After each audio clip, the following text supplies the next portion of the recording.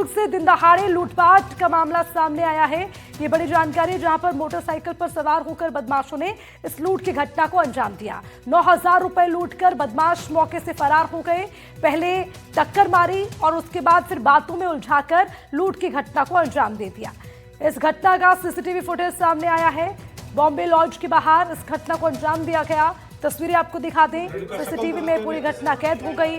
किस तरह से जो लुटेरे हैं वो खुलेआम घटनाओं को अंजाम दे रखे हैं, महिलाओं को, बुजुर्गों को निशाना बनाते हैं, ये साफ तौर पर देखा जा सकता है। ये आप तस्वीरें देखिए, पहले बुजुर्ग को टक्कर मारी और उसके बाद उन्हें बातों में उलझाया।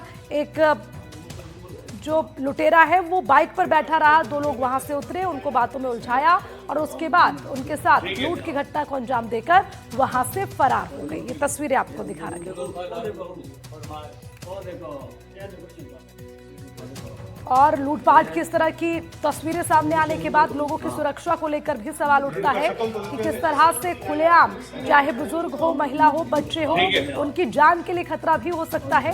और इसी तरह से खुलेआम ये बदमाश बेखौफ होकर लूट की घटनाओं को अंजाम दे रहे हैं।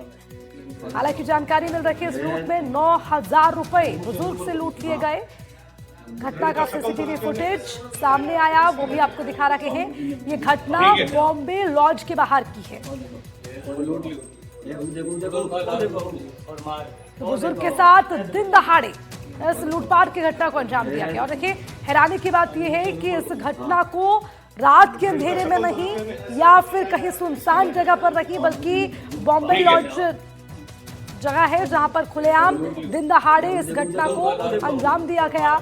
एक बुजुर्ग वहां से अकेले निकल रहे थे तो बाइक पर सवार होकर 3 लोग आते हैं और उनको टक्कर मारते हैं, फिर उन्हें बातों में उलझाते हैं और उसके बाद इस लूट की घटना को अंजाम दिया जाता है।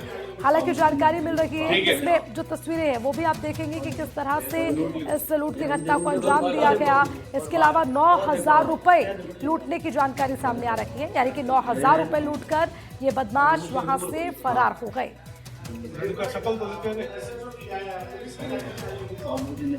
ठीक है। और इसी पर ज्यादा अपडेट के साथ हमारे संवाददाता अरुण हमारे साथ जुड़े हुए हैं। अरुण, देखिए, जोधपुर में दिन दहाड़े लूट की घटनाओं को अंजाम दिया जा रहा है और ये जो तस्वीर सामने आई है, क्या इस पर कोई संज्ञान लिया, कार्रवाई ली गई, कब थमेंगे लूट के मामले? देखिए, यही सबसे बड़ी बात है कि पुलिस जो दावे करती है, जोधपुर कमिश्नरेट पुलिस में लगातार इस तरह की वारदातें देखने को मिल रही है। और यही कारण है, आप देखिए, दिन दहाड़े जो बदमाशों के हौसले इतने बुलंद है। एक बुजुर्ग अपनी सैलरी लेके निकलता है, उसको टक्कर मार के उससे पैसे छीनकर 9,000 रुपये लेकर भाग जाते।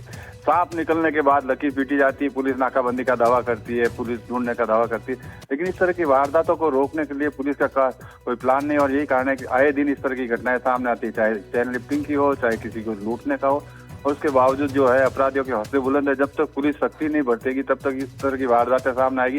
ये मामला उदय मंदिर थाना का है। फिलहाल पुलिस ने नाकाबंदी भी करवाई है, लेकिन अभी तक जो है लूट करके भागने वाले लड़के पुलिस के हाथ नहीं लगे। और सवाल ये भी कि क्या इस तरह की घटनाएं अमूमन होती रहती है, क्योंकि देखिए, दिन दहाड़े अगर लुटेरे इस तरह की घटनाओं को अंजाम दे रखे हैं, इसका मतलब प्रशासन का खौफ नहीं है। अरुण, बिल्कुल बिल्कुल बिल्कुल यही मैं कहना चाह रहा था कि जिस तरह से जो वारदातें सामने आ रही है, आप देखिए, सबसे बड़ी बात है, एमडी ड्रग्स पकड़ी जाती है, 10 ग्राम पकड़ी, लेकिन उसके बाद की चैन खोलने में पुलिस नाकाम रहती है, क्योंकि उनके नेटवर्क वहां पहुंच नहीं पाते हैं, पुलिस इंट्रोगेशन नहीं करती है। और यही कारण है लगातार जो ड्रग्स पकड़ी जाती है। यही वारदातें जो है आज की जो लूट की, उससे पहले भी आप देख सकते हैं, पिछले दिनों लगातार कई महिलाओं के गले से चैन लूट कर अब दिन दहाड़े अपराधी फरार हो गए, लेकिन अभी भी पुलिस के हाथ खाली है। लगातार 2 पहिया वाहनों की चोरियां हो रही है, उसको खोलने में पुलिस नाकाम है। तो इस तरह की वारदात पर अंकुश लगाने के लिए पुलिस को ठोस प्लान बनाना पड़ेगा और इन अपराधियों को जो समय रहते अगर पकड़ लिया जाएगा। नाकाबंदी का आप दावा करते हैं, लेकिन नाकाबंदी के बावजूद भी अगर कहा, जोधपुर कोई इतना बड़ा शहर नहीं है कि 50 किलोमीटर तक फैला है और वारदात के तुरंत बाद आपको सूचना मिल जाती है, उसके बावजूद भी अपराधी है जो नाकाबंदी से छिपकर भाग जाते हैं। तो ये पुलिस की बड़ी विफलता कह सकते हैं, लेकिन पुलिस को इसमें सुधार करने की आवश्यकता है। ठीक है अरुण, धन्यवाद तमाम जानकारी के लिए।